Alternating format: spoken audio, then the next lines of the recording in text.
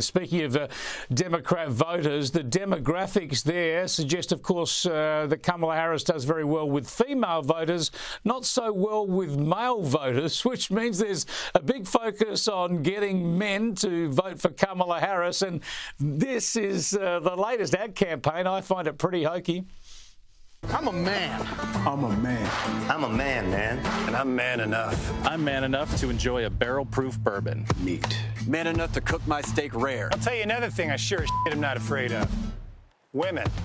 I'm not afraid of women. I'm not afraid of women. I love women who support their families. Women who decide not to have families. Women who take charge. And I'm man enough to help them win. So the only way I can prove I'm a real man, Kristen, is to vote Democrat, vote for Kamala Harris. This is so cringe and just so demeaning towards men. There's a reason why 51% of registered voter males support Trump and only 43% say they're supporting Harris. I suspect it's even lower than that for Harris. But what's really interesting, Chris, is when you look at different demographics, that gap persists. If you look at Latino men, even if you look at Arizona, which is a big battleground state, I was just looking at a poll that shows Trump is way up with Latino men, 57% to 37% for Kamala Harris. And even with black men, Harris still has the lead there, but Trump is making huge gains in that demo, gains that we haven't seen in decades, and it's making the Democrats very nervous. But the reason why is obvious. Men in this country are sick of being spat at, and the left just truly hates men. They wag their fingers at them. They tell them they have toxic masculinity and they should be more like women. And it's just so off-putting to all the men that I know. So I'm not particularly surprised to see these poll numbers.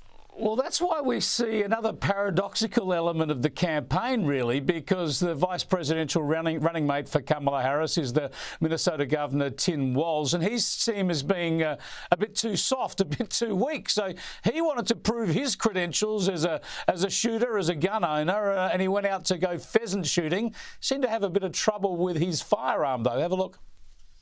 Quite very. And it never fits quite right. Never fits quite right. Just not quite right. How do you give it back?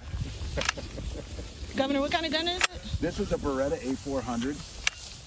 I bought it when I was shooting a lot of trap because it has a... Yeah, he knew about as much about that gun as I would, Kristen. Did it go well for him? Yeah, I mean, that looked like a high school theater major trying to act like a manly man. It just flopped terribly. And the whole effort to portray him and also Kamala Harris's husband as the new version of masculinity is not working. It's demeaning. And the only people it appeals to are liberal white women who are already voting for Kamala Harris anyways. And what do men want? They want authenticity. I'm sure Trump probably wouldn't know how to use that gun either, but he's not out there pretending he knows how or he's some big gun guy. He's authentic. Men love that. They want realness. But the Kamala Harris campaign, they just don't get it. And they hate men. And they're just catering to women.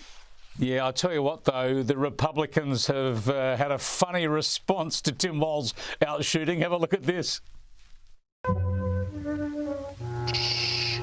Be very, very quiet. I'm hunting rabbits. Yeah, they're wanting to know whether that cartoon is real or fake.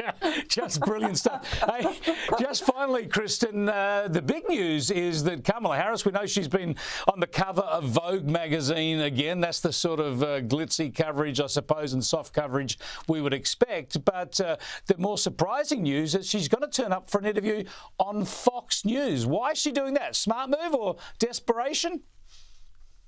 Well, it's smart because she needs an inflection point in this race. The VP debate a couple of weeks ago, in combination with other factors, have really tightened up this race, and Trump supporters are historically underpolled. So if I were betting right now, Chris, my money would be on Trump. And I suspect the internal polls show an even worse case scenario for Harris. So she needs some sort of turning point here. And if she can prepare herself well enough, maybe this will help her. She's terrible in interviews, though, so it also has a pretty significant chance of backfiring. But yes, she needs some sort of inflection point. Yeah, good to see. I'm all for accountability, so good on her for turning up for that interview. That'll be Thursday Australian time. We'll be all over that. But thanks for joining us again, Kristen. Appreciate it. Thank you, Chris.